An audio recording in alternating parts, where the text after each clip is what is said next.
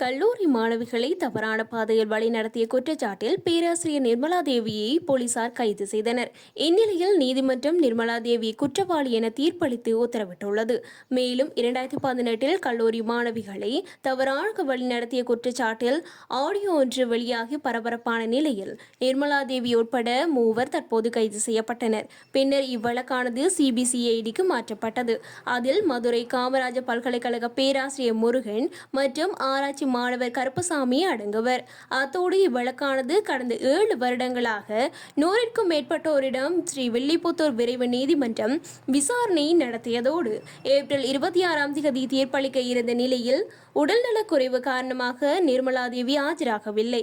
இந்நிலையில் தற்போது அவர் மீது போடப்பட்ட 5 வழக்குகளிலும் குற்றவாளி என நிரூபிக்கப்பட்டு 10 ஆண்டுகள் சிறை தண்டனையும் ரூபாய் 2,42,00,000 அபராதமும் விதிக்கப்பட்டுள்ளது குறிப்பிடத்தக்கது.